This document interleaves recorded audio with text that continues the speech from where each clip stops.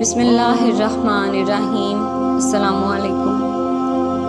حضور صلی اللہ علیہ وآلہ وسلم سے 1000 سال پہلے یمن کا بادشاہ طبع خمیری تھا۔ ایک مرتبہ وہ اپنی سلطنت کے دورے کو نکلا۔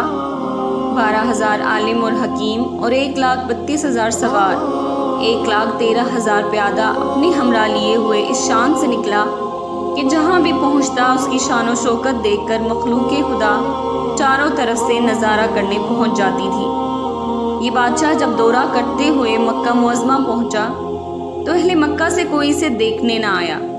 بادشاہ حیران ہوا اور اپنے وزیر اعظم سے اس کی وجہ پوچھی تو اس نے بتایا کہ اس شہر میں ایک گھر ہے جسے بیت اللہ کہتے ہیں۔ اس کی اور اس کے خادموں کی جو یہاں کے باشندے ہیں تمام لوگ بے حد تعظیم کرتے ہیں، اور جتنا آپ کا لشکر ہے اس سے کہیں زیادہ دور اور نزدیک کے لوگ اس گھر کی زیارت کو آتے ہیں اور یہاں کے باشندوں کی خدمت کر کے چلے جاتے ہیں۔ پھر آپ کا لشکر ان کے خیال میں کیوں آئے؟ یہ سن کر بادشاہ کو غصہ آیا اور قسم کھا کر کہنے لگا کہ میں اس گھر کو کھدوا دوں گا اور یہاں کے باشندوں کو قتل کروا دوں گا، معاذ اللہ۔ یہ کہنا تھا کہ بادشاہ کے ناک، منہ اور آنکھوں سے خون بہنا شروع ہو گیا اور ایسا بدبودار مادہ بہنے لگا کہ اس کے پاس بیٹھنے کی بھی طاقت نہ رہی۔ اس مرض کا علاج کیا گیا مگر افاقہ نہ ہوا۔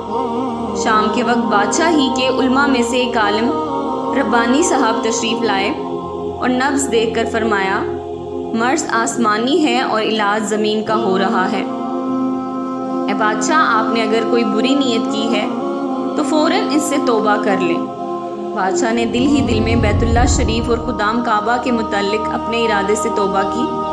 توبہ کرتے ہی اس کا وہ خون اور مادہ بہنا بند ہو گیا، اور پھر صحت کی خوشی میں اس نے بیت اللہ شریف کو ریشمی غلاف چڑھایا اور شہر کے ہر باشندے کو ساتھ ساتھ اشرفی اور ساتھ ساتھ ریشمی جوڑے نظر کیے۔ یہاں سے چل کر مدینہ منورہ پہنچا تو ہمراہ ہی کے علماء نے جو کتب سماویہ کے عالم تھے وہاں کی مٹی کو سونگا اور کنکریوں کو دیکھا، اور نبی آخر الزمان صلی اللہ علیہ وآلہ وسلم کی ہجرت گاہ کی جو علامتیں انہوں نے پڑھی تھیں ان کے مطابق اس سرزمین کو پایا تو باہم عہد کر لیا کہ ہم یہاں ہی مر جائیں گے مگر اس سرزمین کو نہ چھوڑیں گے۔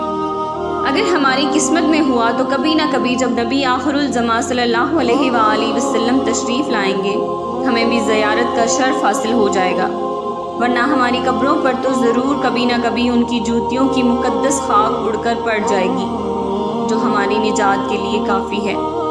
یہ سن کر بادشاہ نے ان عالموں کے واسطے 400 مکان بنوائے اور اس بڑے عالم ربانی کے مکان کے پاس حضور صلی اللہ علیہ وآلہ وسلم کی خاطر ایک 2 منزلہ عمدہ مکان تعمیر کروایا اور وصیت کر دی کہ جب آپ صلی اللہ علیہ وآلہ وسلم تشریف لائیں تو یہ مکان آپ کی آرام گاہ ہو، اور ان 400 علماء کی کافی مالی امداد بھی کی اور کہا کہ تم ہمیشہ یہی رہو، اور پھر اس بڑے عالم ربانی کو ایک خط لکھ دیا اور کہا کہ میرا یہ خط اس نبی آخر الزمان صلی اللہ علیہ وآلہ وسلم کی خدمت اقدس میں پیش کر دینا، اور اگر زندگی بھر تمہیں حضور صلی اللہ علیہ وآلہ وسلم کی زیارت کا موقع نہ ملے تو اپنی اولاد کو وصیت کر دینا کہ نسلاً بعد نسلاً میرا یہ خط محفوظ رکھیں، حتیٰ کہ سرکار عبد کرار صلی اللہ علیہ وآلہ وسلم کی خدمت میں پیش کیا جائے۔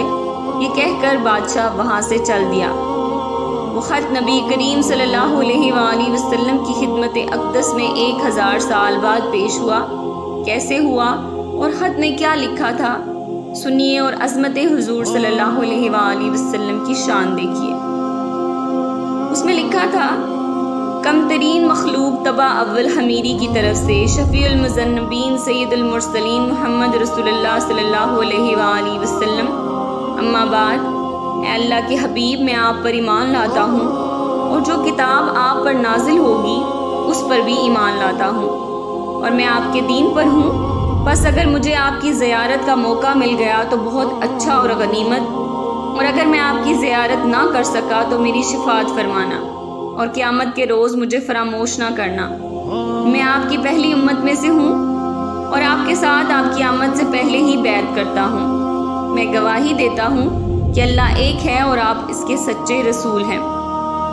شاہ یمن کا یہ خط نسلاً بعد نسلاً ان 400 علماء کے اندر حرز جان کی حیثیت سے محفوظ چلا آیا۔ یہاں تک کہ 1000 سال کا عرصہ گزر گیا۔ ان علماء کی اولاد اس کثرت سے بڑی کہ مدینہ کی آبادی میں کئی گنا اضافہ ہو گیا، اور یہ خط 10 ب10 ماہ وصیت کے اس بڑے عالم ربانی کی اولاد میں سے حضرت ابو ایوب انصاری رضی اللہ تعالیٰ عنہ کے پاس پہنچا، اور آپ نے وہ خط اپنے غلام خاص ابو لیلہ کی تحویل میں رکھا۔ اور جب حضور صلی اللہ علیہ وآلہ وسلم نے مدینہ ہجرت فرمائی، الوداعی گھاٹی سنیات کی گھاٹیوں سے آپ کی اونٹنی نمودار ہوئی، اور مدینہ کے خوش نصیب لوگ محبوب خدا کا استقبال کرنے کو جوک در جوک آ رہے تھے، اور کوئی اپنے مکانوں کو سجا رہا تھا، تو کوئی گلیوں اور سڑکوں کو صاف کر رہا تھا، اور کوئی دعوت کا انتظام کر رہا تھا، اور سب یہی اصرار کر رہے تھے کہ حضور صلی اللہ علیہ وآلہ وسلم میرے گھر تشریف لائیں۔ حضور صلی اللہ علیہ وآلہ وسلم نے فرمایا کہ میری اونٹنی کی نکیل چھوڑ دو، جس گھر میں یہ ٹھہرے گی اور بیٹھ جائے گی وہی میری قیام گاہ ہوگی۔ چنانچہ جو 2 منزلہ مکان شاہ یمن طبع خمیری نے حضور صلی اللہ علیہ وآلہ وسلم کی خاطر بنوایا تھا، وہ اس وقت حضرت ابو ایوب انصاری رضی اللہ تعالیٰ عنہ کی تحویل میں تھا۔ اسی میں حضور صلی اللہ علیہ وآلہ وسلم کی اونٹنی جا کر ٹھہر گئی۔ لوگوں نے ابو لیلہ کو بھیجا کہ جاؤ حضور کو شاہ یمن طبع خمیری کا خط دے آؤ۔ جب ابو لیلہ حاضر ہوا تو حضور صلی اللہ علیہ وآلہ وسلم نے اسے دیکھتے ہی فرمایا، تو ابو لیلہ ہے؟ یہ سن کر ابو لیلہ حیران ہو گیا۔ حضور نے فرمایا، میں محمد رسول اللہ ہوں، شاہ یمن کا جو خط تمہارے پاس ہے لاؤ وہ مجھے دے دو۔ چنانچہ ابو لیلہ نے وہ خط دیا۔